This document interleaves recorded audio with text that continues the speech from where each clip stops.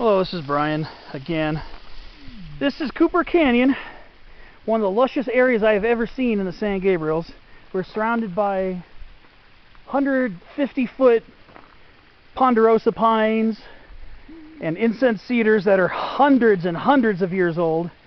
And this is Coulter Canyon Falls, kind of a small, humble little spot, probably a raging torrent during the spring snowmelt.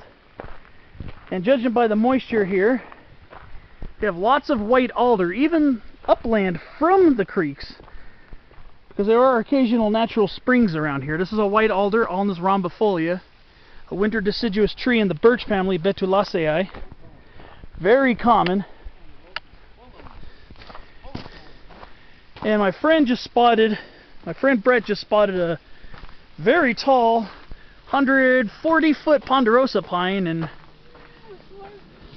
this guy, it's hard to see from the video, but it has a lot of green cones, so it looks like it's going to have a pretty good year. As a lot of the other Ponderosa pines in the area are doing the same. In fact, this part of the forest, the yellow pines are predominantly ponderosas, as opposed to most other places I've been to here in the San Gabriels, which are usually jeffreyi pines.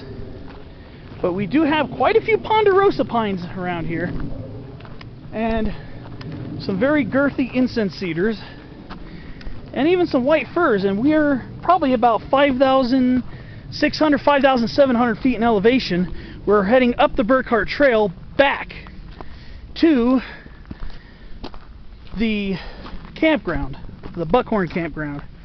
So we got a ways to go, probably about big white fir right here. Yes, along the way. Yes, combs. I see a few of them. So it looks, hopefully the white firs will reproduce better. This is one of the largest white firs I've seen in the San Gabriels. Height-wise, this is probably like about 160, 170 feet.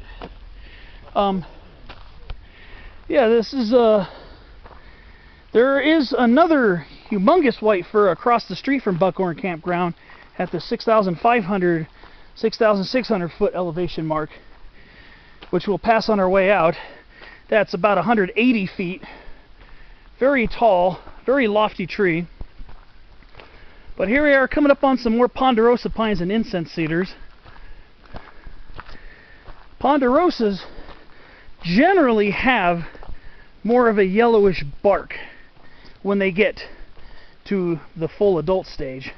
They start out with brownish, grayish, furrowed bark that is kind of dark, so they call them blackjacks. Similar with jeffreyi pines, they start out the same way. So do the related Coulter pines and gray pines, which are in the subsection Ponderosae. But this is a Ponderosa, a yellow belly is what they call it. And you can see the big plates and very large stature. These are very large trees here. A lot of these trees are easily 150, 160 feet tall, and make Coulter Canyon now one of my favorite spots in the Angeles National Forest. I haven't seen Ice House Canyon yet.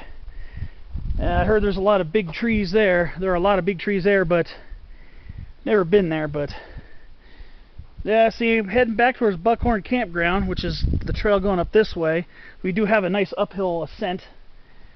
And then this is Coulter Canyon. Probably get you closer to the falls, but and a very tall, probably about 180-foot Ponderosa pine straight ahead. It's hard to see with my camera, but very large trees here.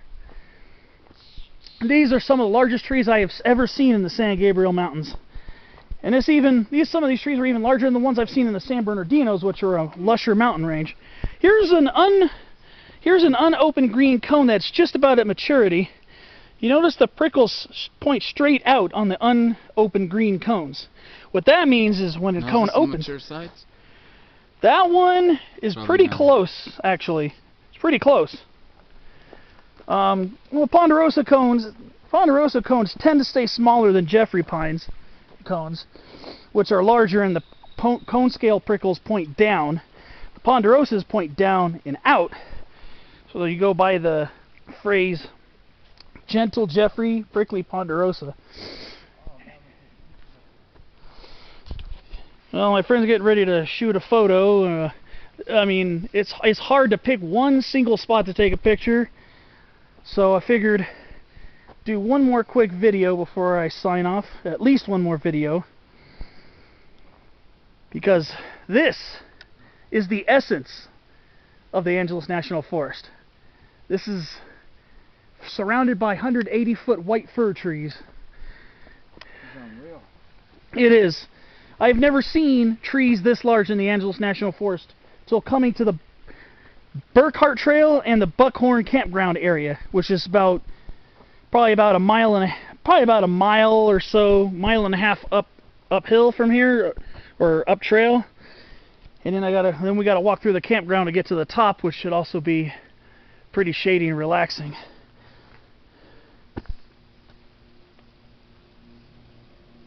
This is a beautiful area. I so highly recommend hiking this way. Even if you don't go all the way to Will Thrall Peak, or even all the way to Burkhart Saddle, at least a saunter through these forests is in order. I think this is probably one of my favorite hikes, one of my favorite day hikes ever, considering how beautiful it is here. I mean, the hike up to Will Thrall and Burkhart Saddle is pretty tough because you got a lot of uphill on the way back, but it's a lot cooler and shadier here. Once you get down to the bottom and start going uphill from the saddle, it's a lot more exposed. But over here, I'm going uphill at a very leisurely pace because I'm too busy enjoying these beautiful trees. I very highly recommend the Burkhart Trail. However long you want to hike it, even just to stop off in the Buckhorn Campground, because there are very large, lush trees there. But here, it just continues and it becomes mostly ponderosa down here. I mean, I saw some Jeffreys here and there, but down in this canyon, it's Ponderosaville. I very highly recommend this hike. I think a nice leisurely stroll, at least to the deep forested parts of Cooper Canyon, is in order. Because, I mean, I've never been to Icehouse Saddle, like I said, and I'm sure there's supposed to be some large incense-cedars there too, but and I still have to check that out. I want to check that out, but right now I'm loving being here with these yellow pines, the Ponderosa yellow pines, Pinus ponderosa variety pacifica, also known as Pinus ponderosa variety ponderosa, depending on who's the author. And some people even call it Pacific ponderosa, Pinus ponderosa subspecies benthamiana. So very confusing taxon.